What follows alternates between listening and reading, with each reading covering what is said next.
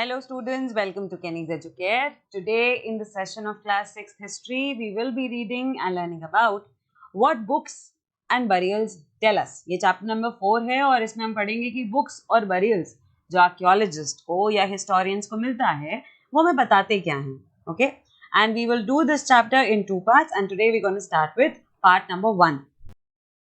In this part, we will read and learn about one of the oldest books in the world. ठीक है, दुनिया की पुरानी books के बारे में हम पढ़ेंगे.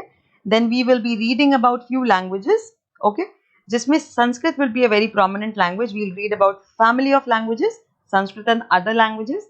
Then we will read about how historians study the Rigveda. Historians कैसे स्टडी करते हैं ऋग्वेद को, we will read about that. Okay, then we will continue to the topic of cattle, horses and chariots. इनका क्या रोल था, क्या इंपॉर्टेंस थी, why they were used, and then we will read about the societal status of this Rigvedic period. Okay students, but before reading about this part और this chapter 4 completely, please understand कि हम लोग history को पढ़ कैसे रहे हैं, right? So in chapter number 1 का नाम याद है किसी को? What, where, how and when हम लोगों ने पढ़ा था, है ना? कि हम लोग क्या पढ़ सकते हैं हिस्ट्री में, कब कैसे हुआ, कहाँ हुआ और कब हुआ, ये सारी चीजें हम लोगों ने पढ़ी थी, राइट?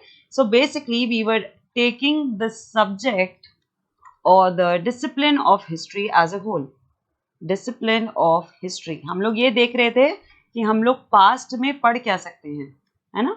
पास्ट में क्या पढ़ा जा सकता है, करेक्ट? इसी में हम लोगों ने वो भी देखा था कि BCE और CE डेट्स, जिस तरीके से हम लोग पढ़ते हैं कि डेट्स के आगे BC लगा देते हैं या AD लगा देते हैं, वो क्या होता है, हम लोगों ने ये भी पढ़ा था, राइट? देन बात आती है चैप्टर 2 की. चैप्टर 2 में हमने ये देखा कि ह्यूमन बीइंग्स हैं, है ना? ह्यूमन बीइंग्स ने अपनी एक सोसाइटी क्रिएट करी. कुछ हंटर्स थे, कुछ गैदरर्स थे, और फिर they slowly and gradually shifted towards agriculture, then shifted towards trade, then shifted towards a civilisation, right? हम लोगों ने यही पढ़ा था, from hunting gathering to growing food, यही चैप्टर का नाम था, करेक्ट? देन आता है चैप्टर नंबर 3. चैप्टर 3 में हम लोगों ने पढ़ा कि सिटीज में हुआ क्या, and that too earliest cities में क्या हुआ, जिसमें हमने अपनी इंडियन सबकॉन्टिनेंट की, वर्ड की नहीं बट इंडियन सबकॉन्टिनेंट की फर्स्ट सिविलाइजेशन देखी. First civilisation which was known as Indus valley civilisation. हम उसे हरप्पन वैली सिविलाइजेशन भी बोलते हैं. इंडस वैली क्यों? क्योंकि इंडस रिवर के पास ये लोग सब established थे, right? They all established themselves and their entire city was located somewhat very near to Indus, right? Few cities were there in Rajasthan, few cities were there in the present state of Gujarat, few cities were there in the present country of Pakistan as well, right? Harappa, Mohenjodaro जो सबसे famous sites हैं Indus valley civilisation की, वो तो present day Pakistan में है, correct? ये हम लोगों ने पढ़ा था अभी तक. और अब हम चैप्टर 4 में पढ़ने जा रहे हैं कि बुक्स एंड बरियल्स हमें क्या बताते हैं. That means now in chapter number 4 we will be starting from the Vedic period. We will be studying about and after the Vedic period. ठीक है? ये ह्यूमन बीइंग्स ने अपनी सोसाइटी बनाई और उसके बाद अर्लीस्ट सिटीज बनी. ये अर्लीस्ट सिटीज बनी हैं कुछ 1500 BC तक, और इसके बाद आता है आपका वैदिक पीरियड. ठीक है, डेट्स रटने की जरूरत नहीं है, मैं सिर्फ आपकी ईज के लिए आपको बता रही हूँ कि कौन से टाइम पीरियड तक क्या हुआ था. वैदिक पीरियड से, वैदिक पीरियड स्टार्ट्स फ्रॉम 1500 BCE और यहाँ से हम एक नया एरा पढ़ेंगे. ओके, न्यू सिविलाइजेशन इमर्ज हो चुकी है, गंगा रिवर के पास सिटीज एस्टैब्लिश हो चुकी हैं अब तक, राइट? अब यहाँ पे Hinduism as a religion, Vedic practices as a habit of life अब यहाँ पे इमर्ज होना शुरू हो जाएगा. ओके, सो हम लोग अब ये वैदिक पीरियड पढ़ने जा रहे हैं इस चैप्टर में. So starting the chapter with the first topic, one of the oldest books in the world. So हम लोग अगर ओल्डेस्ट बुक्स पर जाएं कि दुनिया की सबसे पुरानी बुक्स कौन सी हैं, so you may have heard about the Vedas and there are 4 of them: Rigveda, Samaveda, Yajurveda, Atharvaveda. Okay, अच्छा, when I tell you about these Vedas, I'm not trying to influence you in any religious line. मैं ये नहीं कह रही कि आपको हिंदुइज्म की वेद पता होने चाहिए. You just need to know in a historical sense that what were the oldest books, especially belonging to the Indian subcontinent, है ना? केवल हिस्ट्री की नजर से देखो कि इंडियन सबकॉन्टिनेंट की सबसे ओल्डेस्ट बुक्स कौन सी थी. ठीक है, तो अगर सबसे ओल्डेस्ट पे आए, अब इनमें भी देखो क्रोनोलॉजी है, ये सब साथ में नहीं लिखे गए थे. All these Vedas were not written at the same time. Oldest Veda is Rigveda, which was composed, not written but composed. यहाँ पे देखो composed word यूज किया गया है. ठीक है, it was composed about 3500 years ago. Rigveda includes more than 1000 hymns. ठीक है, उसमें कम से कम कुछ हजार भजन हैं जिन्हें हम सूक्त कहते हैं और कहते हैं वेल सेड. इंग्लिश में कहते हैं वेल सेड, या हिंदी में अगर आप बोलो तो कहते हैं सूक्त. ठीक है, hymns are in praise of various gods and goddesses. 3 gods are especially important. अगर if you read ऋग्वेद में 3 सबसे important god के नाम बार बार लिए गए हैं, और वो हैं अग्नि, who was the god of fire, Indra, who was a warrior god, and Soma, which was a plant from which a special drink was prepared. ठीक है, आपको लगेगा कि सोम का नाम तो कभी नहीं सुना, तो मैं यही आपको बताना चाह रही हूँ that in the oldest books you will hear some of the other names जो आज आपको नहीं सुनने को मिलते, है ना? Okay, so talking about Rigved, 3 important gods and goddesses, 3 important gods जिनके बारे में सबसे ज्यादा hymns लिखी गई, those were Agni, who was the god of fire, Indra, who was a warrior god, and Soma, जो कि एक प्लांट थे और उन्हें पूजा जाता था. एक ऐसे प्लांट जिन्हें लोग वर्शिप करते थे, and a special drink was prepared from that plant. Hymns were composed by sages, क्योंकि क्वेश्चन है ना कि hymns बना कौन रहा था, तो ऋषि होते हैं ना, sages हम जिन्हें इंग्लिश में कहते हैं. These people were used to compose all these hymns. Few were composed by women also. Rigveda is in old और वैदिक संस्कृत. ऋग्वेद जिस लैंग्वेज में लिखा गया है, language Rigveda is written in old और Vedic Sanskrit, which is very different from the Sanskrit you learn in school these days. जो आज हम मॉडर्न संस्कृत पढ़ते हैं, modern Sanskrit, it is very different from the old Vedic Sanskrit. ठीक है, लैंग्वेज पूरी चेंज नहीं हुई है, but the words you use, the rules, the grammar, उसमें थोड़ा बहुत चेंज है. Okay, that is why the old Vedic Sanskrit is different from the modern Sanskrit which we study today. And the Rigveda was written in old और Vedic Sanskrit. Alright, तो अगर कोई भी पूछेगा ऋग्वेद कौन सी लैंग्वेज में लिखा है, आप बोलोगे Vedic Sanskrit. Okay, the books we use are written and printed. अच्छा, आज जो आप बुक्स यूज करते हो, अभी तो आप फिलहाल यहाँ पे ऑनलाइन वीडियो देख रहे हो अपने कंप्यूटर, लैपटॉप या मोबाइल फोन पे, बट ज्यादातर जब आप स्कूल में बुक्स पढ़ते हो तो वो प्रिंटेड होती हैं, है ना, या तो किसी ने लिखी होती है.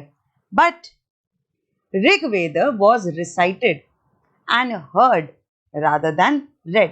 कोई बुक नहीं लिखी गई थी. ऋग्वेद को पहले राइट नहीं किया गया था. It was not written, it was first composed. It was only composed, केवल सुनाया जा रहा था. It was written down several centuries after it was first composed. ठीक है, कॉम्पोजिशन पहले हुआ, राइटिंग उसकी बाद में हुई थी. ठीक है, there is a difference. Compose करने का मतलब है कि आपने बना लिया कि आपको ऋग्वेद में कौन कौन से भजन रखने हैं, आप भजन गाते जा रहे हो और वो ऋग्वेद बनता जा रहा है. But when you started compiling all the hymns and then you start writing it, तब आता है रिटन फॉर्म. ओके, और प्रिंटिंग तो बहुत ही बाद में हुई थी. प्रिंटिंग तो समझ लो अभी 200 साल पहले शुरू हुई ऋग्वेद की. प्रिंटिंग तो हुई ही नहीं थी. ठीक है, it was composed, that means it was only recited and heard by people, and then various centuries down the line it was written, and finally 200 years ago it started, the print of Rigveda also started happening. देखो यहाँ पे एक photo भी दिखाई जा रही है, that a rishi, a sage is writing hymns. ये देखो ऐसे इन्होंने लिखना शुरू किया था palm leaves पर. They started writing on the palm leaves because there was no paper at that point of time. 3500 years ago जब हम लोगों ने पढ़ा कि ऋग्वेद बनाया गया था, 3500 years ago there was no paper, right? But the rishis used to write all the hymns on the dried palm leaves with the help of some or the other naturally made ink. उनके पास कोई Reynolds का pen नहीं होता था, so they used to make ink from plants and flowers, और उसी ink से ये लोग palm leaves पर भजन लिखा करते थे। ओके अच्छा, अभी मैंने बोला कि भैया Sanskrit, the old Vedic Sanskrit is very different from the modern Sanskrit. So on the basis of this we need to know the family of languages, है ना। हमें पता करना पड़ेगा कि और कौन कौन सी ऐसी लैंग्वेज हैं which have created a family, कौन सी लैंग्वेज कौन से ग्रुप में आती है, right. So the topic is Sanskrit and the other languages.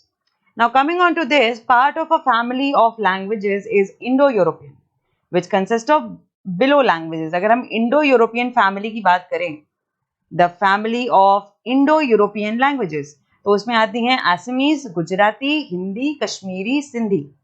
Asian languages अगर देखो तो उसमें आता है पर्शियन, और अगर यूरोपियन लैंग्वेजेस की बात करो तो उसमें आता है English, French, German, Greek, Italian and Spanish. ये आपको रटना नहीं है, ये मैं आपको सिर्फ समझाने के लिए बता रही हूँ that the family of Indo European languages, एक बड़ा सा ग्रुप है इंडो यूरोपियन लैंग्वेजेस का, और उसमें इंडिया की कुछ लैंग्वेज आती हैं, कुछ एशियन लैंग्वेज आती हैं और कुछ यूरोपियन लैंग्वेज आती है। ये कुल मिला के ये टोटल इंडो यूरोपियन फैमिली बनाता है, इंडो यूरोपियन फैमिली बनाता है। Okay they are called family because they originally had words in common. हम इन्हें फैमिली क्यों बोल रहे हैं? क्योंकि इनमें कुछ तो कॉमननेस है। जैसे हमारी फैमिली होती है, we are common in the blood, we are common in relation, we are common in connections, we are common in characteristics और something like that. They are called family because they originally had words in common. Example, अगर संस्कृत में हम बोलते हैं मातृ, हिंदी में बोलते हैं माँ, इंग्लिश में बोलते हैं mother, so M is common, right. That is why they all make a part of a single family of language known as Indo-European family. Other languages used in the subcontinent belong to different families. जब आप कहोगे ma'am Assamese, Gujarati, Hindi, Kashmiri, Sindhi और संस्कृत, ये सब तो Indo European के हो गए, पर हम लोग तो और भी लैंग्वेजेस बोलते हैं, वो कौन सी फैमिली के हैं? वो अलग फैमिली के हैं। Example, north east belongs to the Tibeto-Burman family of language. Family of language बोल रही हूँ मैं यहाँ पे, ठीक है, कुछ गलत नहीं। नॉर्थ ईस्ट की जितनी लैंग्वेज है वो Tibeto Burman family of language को बिलोंग करता है। If you talk about Tamil, Telugu, Kannada and Malayalam, they belong to the Dravidian family of languages. ठीक है, तो हर किसी की अपनी डिफरेंट फैमिली ऑफ लैंग्वेज है based on the characteristics and commonness in the words used. All right, and talking about Indo-European languages, then India की कौन कौन सी लैंग्वेज आती हैं उसमें? Sanskrit, Assamese, Gujarati, Hindi, Kashmiri and Sindhi. Asian में कुछ पर्शियन लैंग्वेज भी इसी का पार्ट है, इंडो यूरोपियन का पार्ट है, और यूरोप की ये वाली लैंग्वेजेस भी इंडो यूरोपियन फैमिली का पार्ट है। All right, now we will clear some doubts कि हिस्टोरियंस इन ऋग्वेद को या ऐसी ओल्डेस्ट बुक्स को पढ़ते कैसे हैं। How historians study the Rigveda. Some of the hymns in the Rigveda are in the form of dialogues. कुछ ऐसी हिम्स हैं जो आपको लगेगा कि जैसे कोई लोग कॉन्वर्जेशन कर रहे हो। ओके, ऐसा लगेगा कुछ डायलॉग डिलीवरी हो रहा है। This is part of one such hymn, a dialogue between sage named Vishwamitra and two rivers Beas and Sutlej that were worshipped as goddesses. उसमें से एक एक्सर्प्ट यहाँ पे आपको दिखाया जा रहा है। एक्सर्प्ट मतलब उसका एक पोर्शन, ऋग्वेद का एक portion I am showing you over here, and in this there is a dialogue between Vishwamitra, जो एक ऋषि थे, and he is talking with two rivers, Byas and Satluj. He is talking with two rivers, और ये वो rivers हैं who were considered as goddesses और इनकी पूजा की जाती थी। All right, here is a page from a manuscript of the Rig Veda.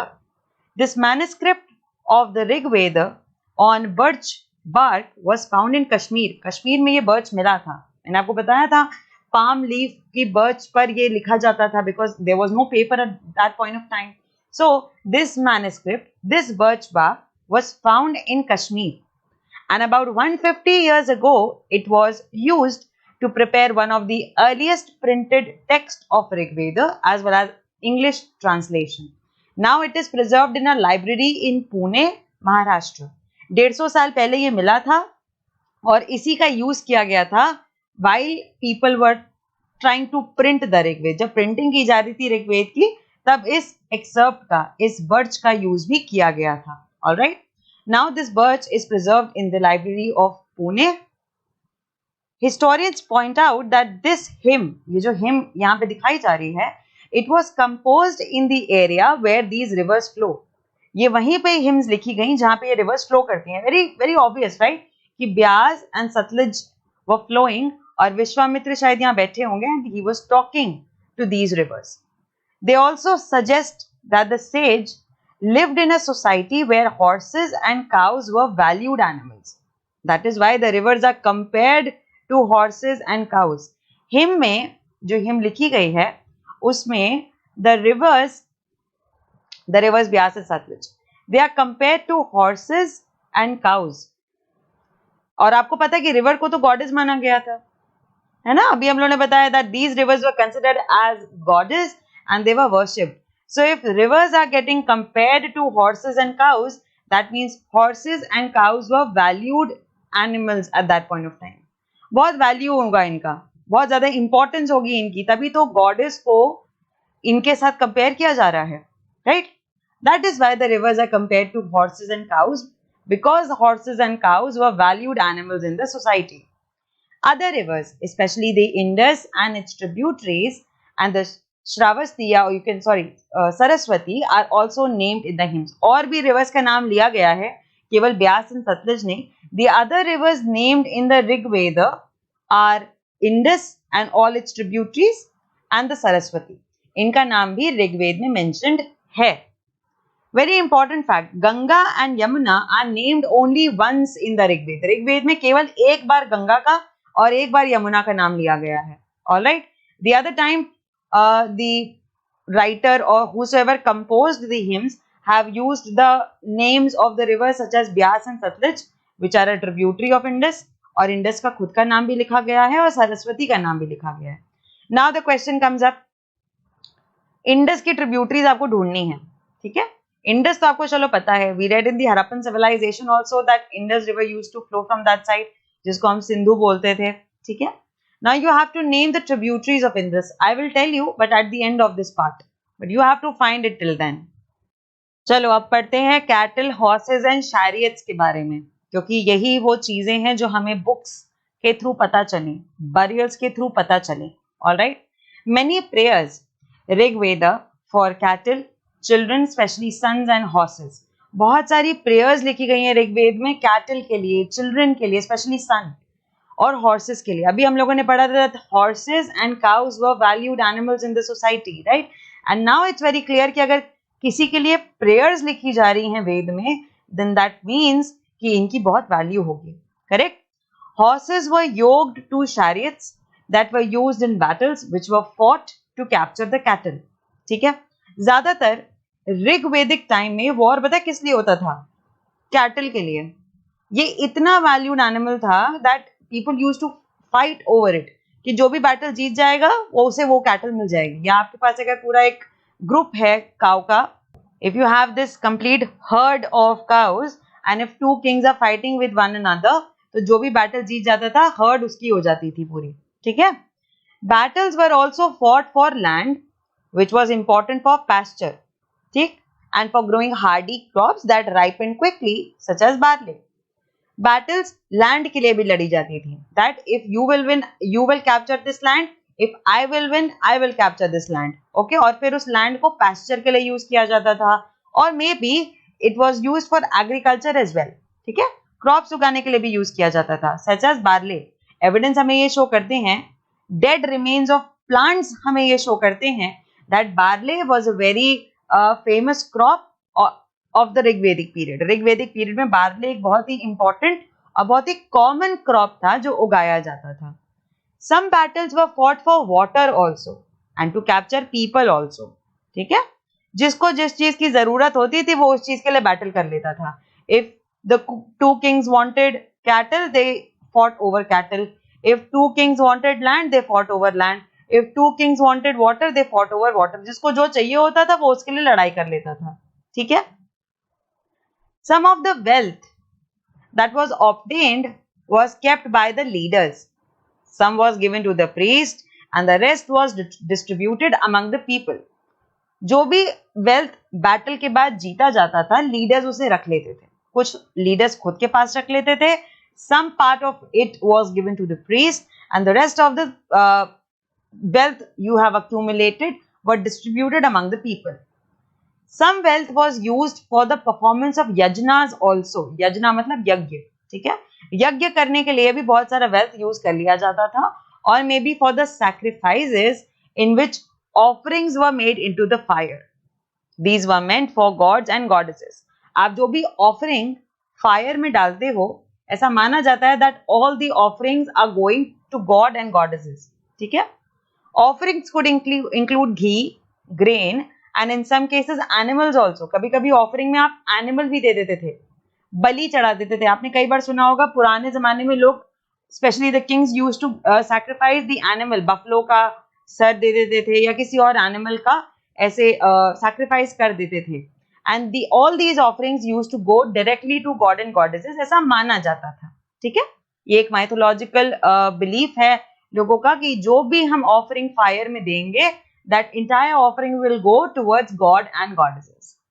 Most main took part in these wars. ज्यादातर आदमी लोग इन वॉर्स में ही पार्ट लेते थे. विमेन तो, उनको जब पढ़ना लिखना इतना अलाउड नहीं होता था तो वॉर में कहाँ लड़ेंगी, है ना.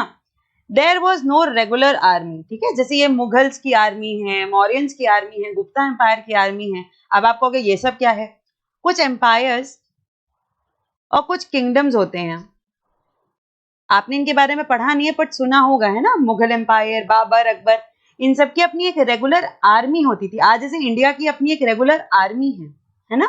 बट ऋग्वेदिक टाइम में, ऋग्वेदिक पीरियड ऑफ हिस्ट्री में कोई रेगुलर आर्मी नहीं होती थी. But there were assemblies where people met and discussed matters of war and peace. But ऐसे होता था कि जैसे जिस गांव में भी लोग रहते हैं, वहां पे कुछ ऐसे बड़े पावरफुल इन्फ्लुएंशियल लोग होते थे जो असेंबली करके वॉर एंड पीस के बारे में बातें कर लिया करते थे, चर्चा कर लिया करते थे. The discussions were held by the elders of the village and there was an assembly of people where they met and discussed the matter of war and peace. अब आप कहोगे क्या मैटर डिस्कस करते थे. मैटर ये discuss करते थे that I want this piece of land. The other person said no, I want this piece of land. तो ये दोनों लड़ने लग जाते थे और ये दोनों कहते थे ठीक है, एक दिन वॉर करेंगे, प्रॉपर लड़ाई करेंगे, जो भी जीत जाएगा लैंड उसकी. इस टाइप का डिस्कशन होता था. ऐसे इतने मजाक मस्ती में नहीं होता था. It was a very serious form of discussion, but it was always held in the form of assembly and there was no regular army during the Rigvedic period of history. They also chose leaders who were often brave and skillful warriors. और ये जितने भी लोग हैं ना गांव के या जिस सोसाइटी में ये लोग रहते थे, they used to choose their leaders. जैसे आज आप वोट डालते हो ना, वैसे कुछ इस टाइप का वोटिंग सिस्टम जरूर होता था where they used to choose कि हमारा लीडर कौन बनेगा. एंड जाहिर सी बात है, most of the time people used to choose only that person जो ब्रेव हो, जो एक स्किलफुल वॉरियर हो, जो लोगों को प्रोटेक्ट कर सके, लोगों के वेलफेयर के लिए काम कर सके, है ना. मे बी उनके यहाँ ऐसे फॉर्मल वोट नहीं डलता होगा जैसे हमारे यहाँ डलता है, और हो सकता है शायद डलता भी हो, we never know. But people were the ones who used to choose their leader. People had the right to choose their leaders and they always went for a person जो brave हो और skillful हो, जो उनकी territory को protect कर सके, जो उनका welfare कर सके, उनके animal का welfare कर सके, और एक बहुत अच्छी यज्ञ और sacrifice वाले rituals को follow करता हुआ हो. ठीक है. So this was the kind of assembly, this was the kind of society back in the period of Rigvedic times. All right, next topic, words to describe the people. So when we are reading about the Rigvedic period, you need to know the societal status also. लोग कौन-कौन लोग थे, वो क्या-क्या काम करते थे या रहते कैसे थे, how were they organized, right? So you need to know the societal status of that period of history as well. So there are two groups who are described in terms of their work. The priests, sometimes जिन्हें हम Brahmins कहते हैं, they performed various rituals. और दूसरा group था rajas का. एक group है प्रीस्ट का, एक ग्रुप है राजास का. द राजास और द किंग्स जिन्हें हम कहते हैं, they were not like the ones you will be learning about later. अभी आने वाले चैप्टर्स में आप जिन किंग्स के बारे में पढ़ोगे, ऋग्वेदिक पीरियड के राजा वैसे नहीं होते थे. Okay, they did not have capital cities या कोई पैलेस या कोई आर्मी. वो इनफैक्ट टैक्स भी कलेक्ट नहीं करते थे. Okay, generally sons did not automatically succeed fathers as rajas. कोई ऐसी नेपोटिज्म की प्रैक्टिस भी नहीं थी कि मेरा बेटा ही राजा बनेगा, ऐसा नहीं होता था. Two words were used to describe the people और the community as a whole. दो शब्द यूज किए जाते थे कम्युनिटी को एक्सप्लेन करने के लिए. One was the jana, which we still use in Hindi and other languages as well, and the other was wish. The word vaishya comes from wish only. ठीक है? Two words were there which described the community as a whole. First word was jana. That means when you're talking about a community, you can use the word jana. And the other word was wish. So later on, when we got this vaishya word, vaishya came from this wish word only. All right. Talking more about the societal status, sometimes the people who composed the hymns described themselves as Aryas, जो sages, rishis, hymns लिखते थे, वो कभी कभी अपने आप को आर्यास भी कहते थे, जिन्हें हम आर्यंस के नाम से भी जानते हैं, and called their opponents as दास और दासूस. ठीक है, अपने ओपोनेंट को वो दास या दासूस के नाम से बोलते थे और खुद को आर्यास या आर्यंस कहते थे. ठीक, these were people who did not perform sacrifices. ये जो दास और दासूस हैं, they did not perform sacrifices and in fact they spoke different languages. कुछ अलग language बोलते थे ये लोग. Later the term dasa and the feminine dasi came to mean slave. और बाद में जाके there was more evolution towards this word कि ये लोग का क्या function होगा, because Aryans या आर्यास या sages या ऋषि हम जिन्हें कह रहे हैं, they are writing hymns, है ना, they are writing hymns, doing all the rituals, making all the sacrifices, doing all the puja in the temple. तो दास या दासूस क्या करने वाले थे? दास और दासू को स्टेटस दिया गया स्लेव का कि ये लोग स्लेव होंगे. Slaves were women and men who were often captured in war. Slaves वो women and men होते थे who used to get captured in war, because अभी हम लोगों ने फर्स्ट पार्ट में भी ये पढ़ा था, फर्स्ट पार्ट में अभी हम लोग जो ये पार्ट पढ़ रहे हैं इसमें हम लोग ने पढ़ा था that kings used to fight over capturing people as well, है ना. ये देखो यहाँ पे हम लोग ने पढ़ा that kings used to fight over capturing people as well, and hence when one king used to capture the people of one village or some place, they used to make those women and men as slaves.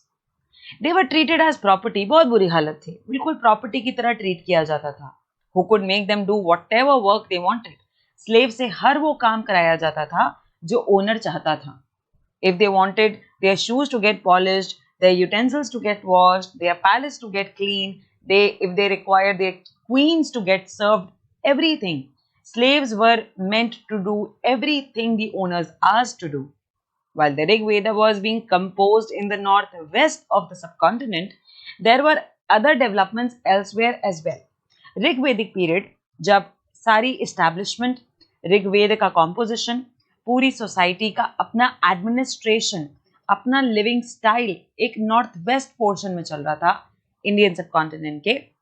बाकी दूसरी जगह क्या हो रहा था? बाकी दूसरी जगह दूसरे डेवलपमेंट्स हो रहे थे, and we will read about that later. Okay, so with this we have come to the end of part 1 of chapter number 4.